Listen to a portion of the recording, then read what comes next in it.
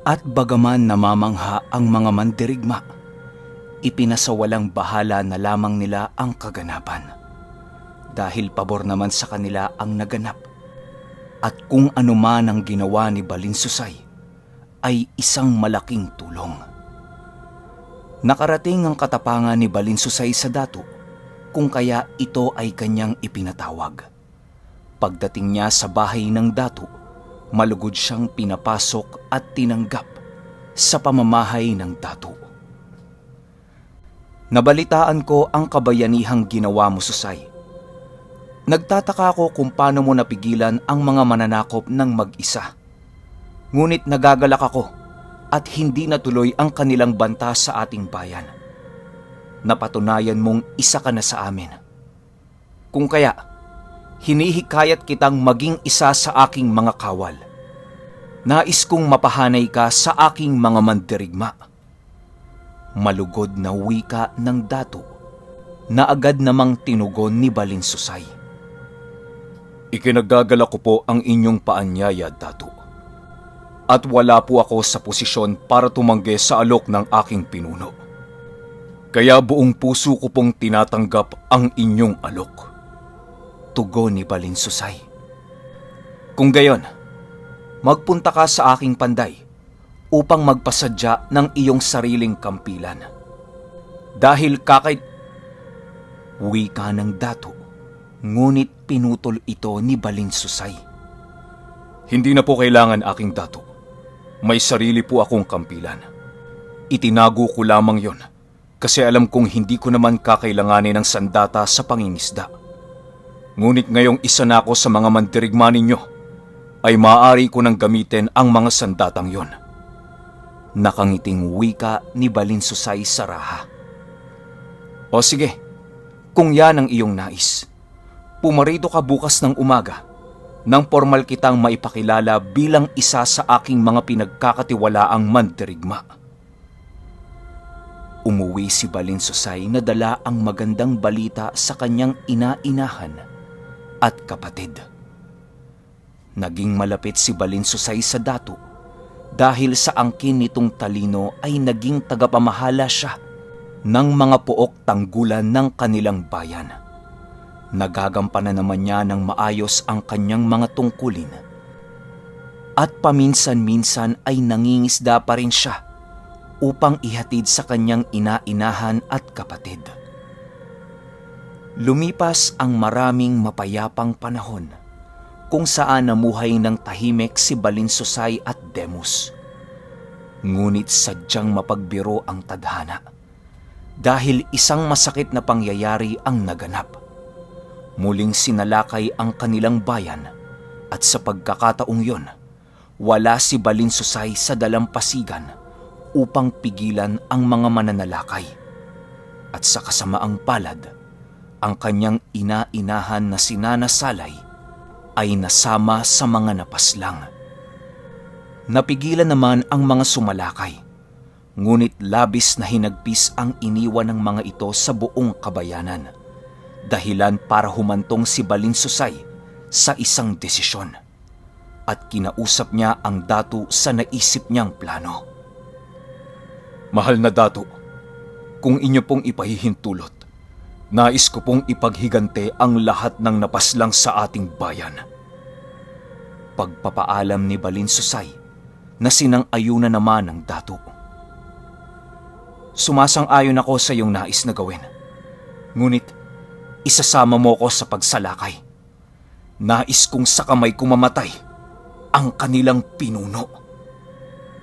Pagtugon ng dato. Ngunit sinalungat ito ni Balinsusay dahil sa natatakot ito na malaman ng dato ang kanyang kakayahan. Iminumungkahi ko sa aking pinuno na magpaiwan sa ahop at hayaan ang gawaing ito sa akin at sa mga mandirigma. Pagtutol ni Balinsusay, ngunit hindi pumayag ang dato. Hindi maaari. Ito ang pasya ko. Ihanda ang mga balangay at lilisan tayo paglubog ng araw. At dahil sa naging pasya ng dato, wala nang nagawa pa si Balinsusay, Ngunit nakiusap itong isama ang kanyang kapatid na si Demus sa kadahilanang malaki ang maitutulong nito sa kanilang magiging hakbangin. Pagsapit ng dapit hapon, kaagad na silang naglayag papunta sa pulo ng mga Tagalog. At dumating sila sa isang pulo na kung tawagin ay Mait, na ngayon ay probinsya ng Mindoro. Napansin nilang napakaraming dayuhang mga sasakyang pandagat, malalaki at maliit na mga bangka. At pagsampa nila sa dalampasigan, napansin nilang maraming mga nakahimpil na mga ngalakal. At karamihan sa mga ito ay mga singkit ang mga mata. Gawa ng nung mga panahong yon, ang Mindoro Islands ang pinakasentrong kalakalan ng mga Tsino. Nakapagtatakang walang mga bantay ang kanilang tanggulan. Wika ng dato. Marahil hindi pa ito ang mismong kabisera ng kanilang bayan. Tugon naman ni Balinsusay. Napagpasyahan nilang maghiwa-hiwalay upang magmanman. Matapos ang pagmamanman, natunto nila ang kinaroroonan ng mga mananakop at agad nilang sinimulan ang pagsalakay sa mga ito. Kagaya ng ginawa ng mga mananakop, walang awa rin nilang pinagpapapaslang ang lahat ng mga mandirigma at mga lalaki. Ngunit lingid sa kaalaman ni Balinsusay na ito pala ang magiging daan upang mabunyag ang kanyang pagkakakilanlan sa kanyang dato. Nasa gitna ng pakikipaglaban si Balinsusay nang hindi sinasadyang nahablot ng kaaway ang nakabalot na tela sa katawan ni Balinsusay, dahilan para malantad ang lahat ng tattoo niya sa kanyang katawan na pinakatago-tago niya. Kitang-kita ito ng kanyang kaaway na agad namang nag-unday ng taga sa dato. Kaagad namang tumakbo si Balinsusay papunta sa kanya. Sabay sigaw ng, "Dato! Sa likuran mo!" Ilang metro lang naman ang kanyang layo sa dato, kung kaya nagawa niyang itulak ito. At siya ang tumanggap ng taga mula sa kalaban. "Susay!" Sigaw ng dato. Ngunit nanlaki ang mga mata ng dato nang makita niyang hindi man lang bumaon ang kampilan ng kanyang kalaban. At mas lalo pang namangha ang dato nang sambutin nito ang paparating na sibat na ibinato naman ng isa pang kalaban papunta sa kanya. "Protektahan ang dato!" Agad na sigaw ni Balinsusay. Agad niyang hinawakan ang mandirigma sa kamay at binali ito, dahilan para mapahiyaw ang mandirigmang yon. At walang ano-ano ay pinugutan niya ito ng ulo gamit ang hawak niyang kampilan. "Iharap niyo sa akin ang inyong pinuno!" Sigaw ni Balinsusay. Agad namang lumapit ang kapatid nitong si Demus at tumayo sa likuran ni Balinsusay. Nanlaki ang mga mata ng lahat, maging ang mga kaaway nila, dahil nakikita nilang ang mga kaluluwa ng mga napaslang ay pumapasok sa katawan ng kapatid ni Balinsusay, dahilan para mapatakbo ang lahat ng mga kalaban nila. Ang naiwang nakatayo ay ang dato, si Balinsusay, ang kapatid nito at isa pang mandirigma ng dato. "Magsabi ka ng totoo, Susay! Ano ka? At sino ka?" Napatingin si Balinsusay sa mandirigmang kasama nila na agad din namang pinaslang ng dato. "Ayokong may ibang makakaalam ng kaganapang ito, Susay. Alam ko na kung sino ka. Ikaw ang isinumpang raha. Ngunit, ikinagagalak ko na naging kasangga kita. Kaya mula ngayon, ikaw ang magiging kanang kamay ko. At siya nga pala, salamat sa pagligtas mo ng buhay ko. Utang ko sa iyo ang buhay ko." Matapos ang matagumpay na paghihiganti ng dato, kaagad nilang nilisan ang lugar na yon. Pagbalik nila sa kanilang bayan, kaagad kinausap ng dato si Balinsusay. Ikaw si Raha Balinsusay, ng Katugasan, hindi ba? Alam ko ang iyong pinagmulan. Pero huwag kang mag-alala, dahil kaibigan ang turing ko sa iyo. At hanga ako sa iyong kakayahan. Dahil sa murang edad mo ay naging raha ka ng isang makapangyarihang ahop. Mananatili ang iyong lihim at dito kayo titira sa aking bahay bilang kanang kamay at tagapayo ko. Wika ng dato kay Balinsusay. Tatanawin kong malaking utang na loob ang iyong pagtatago ng lihim ko. Ganon din ang pakikipagkaibigan mo sa akin. Pero dahil sa ako ay wala na sa aking ahop at naririto na ako kanlong sa iyong bayan, ako ay maglilingkod sa iyo bilang kanang kamay. Isasantabi ko ang aking katungkulan, isang katungkulang matagal ko nang kinalimutan. Ikaw na ang kikilalanin kong pinuno.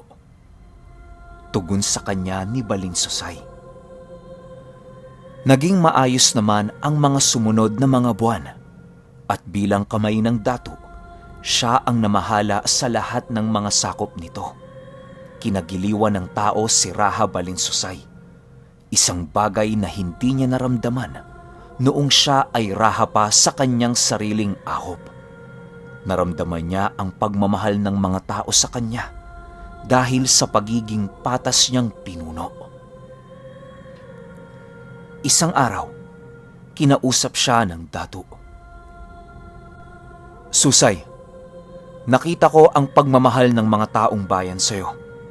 At sa palagay ko magiging mahusay kang pinuno sa kanila. Yaman din lamang na ikaw ay mula sa angka ng mga dato. Napagpasyahan ko na ikaw ang gawing tagahalili ko sa oras na ako ay mamayapa na.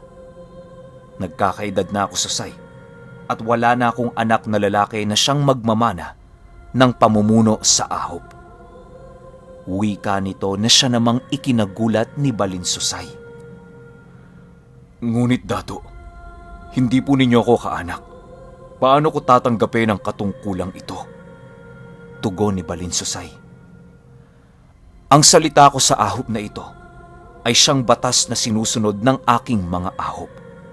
Kaya huwag kang mag-alala dahil alam ko na tatanggapin ka ng aking nasasakupan bilang bago nilang pinuno. At dahil sa naging desisyon ng dato, nagsimula itong turuan si Balinsusay tungkol sa mga alituntunin ng ahop at siniwalat din ito kay Balinsusay na napapaloob sila sa isang makapangyarihang pinuno mula pa sa isang bansa, isang sultan. Isang araw isasama kita upang makilala mo ang ating pinaglilingkurang pinuno at ipapakilala kita bilang tagapagmana ko. At dumating ang araw na maglalayag na sila papunta sa silangan, sa lupain ng mga tinatawag nilang Moro. Pagdating nila doon, namangha si Balinsusay kasi unang beses niyang makakita ng ibang lahi maliban sa mga mananakop sa kanila. Unang pagkakataon niya ding makikihalubilo sa mga taong kung tawagin ay Maharlika. At dahil sa pagkamangha, hindi nito naiwasang itanong sa dato ang mga bagay na nakita niya. Dato, bakit may mga takip ang muka ng mga babae nila? At bakit napakahahaba ng mga kasuotan ng mga lalaki? Samantalang tayo, halos tabon at putong lamang ang suot natin. Ang tabon ay isang uri ng kasuotang pang-ibaba para sa mga kalalakihan noong unang panahon. Maihahalin tulad ito sa bahag. Kaya pinagtitinginan din sila ng mga taga doon. Pero ang kasuotan nilang dalawa ng dato ay gawa sa mamahaling hibla.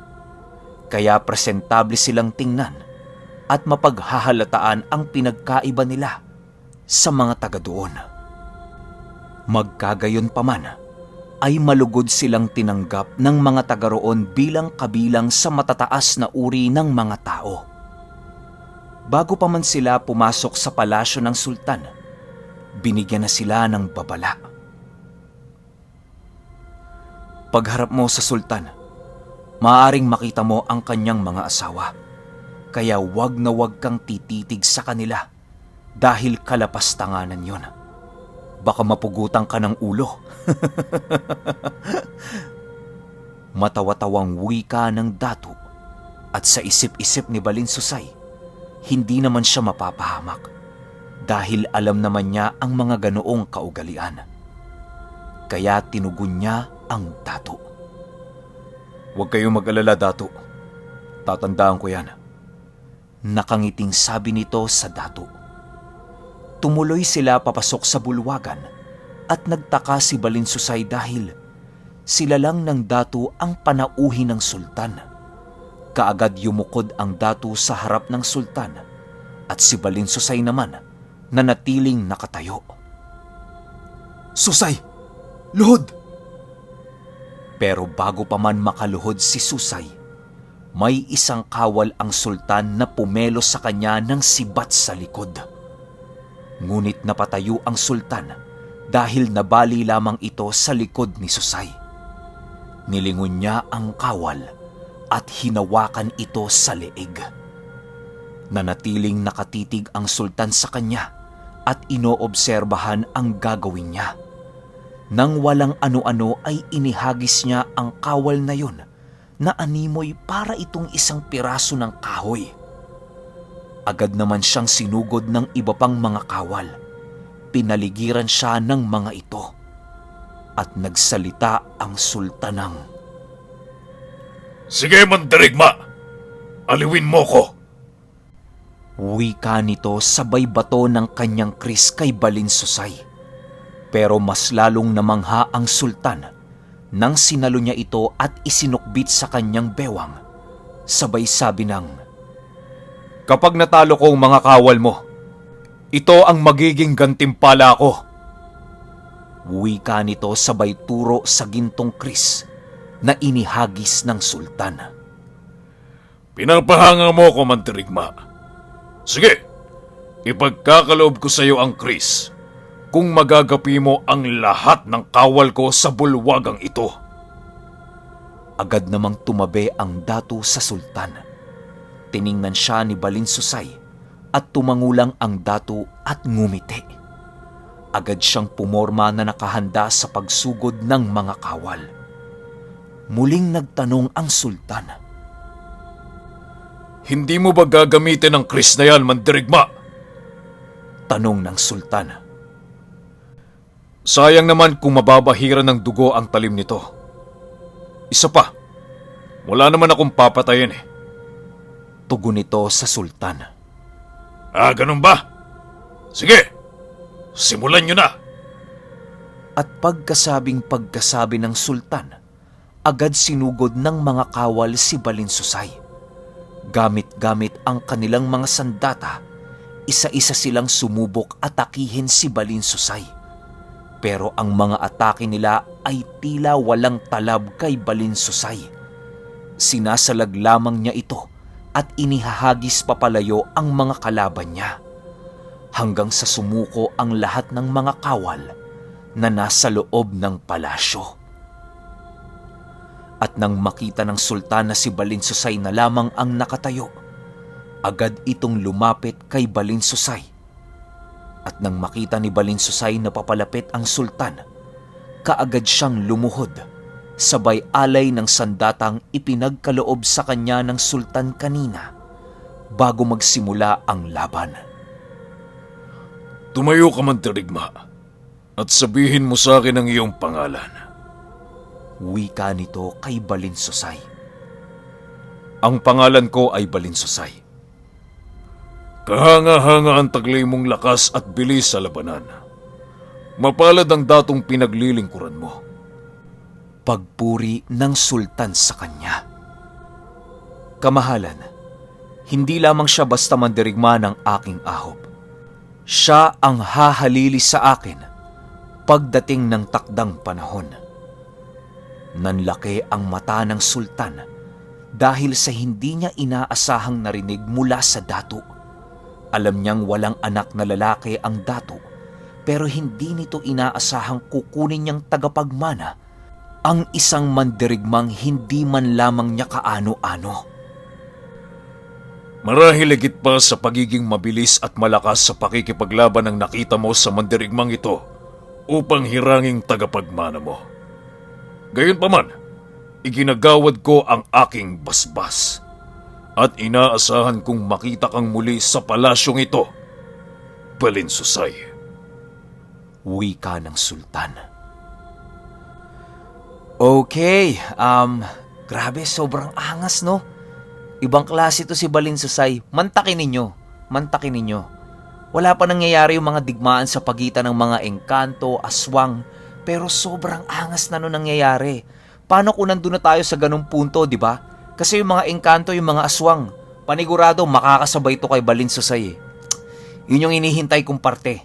Tsaka yung pagkikita nila nung kaibigan niyang Barang. Yun yung pinaka hinihintay ko. So paano? Pahintayin na lang sa part 5. Salamat.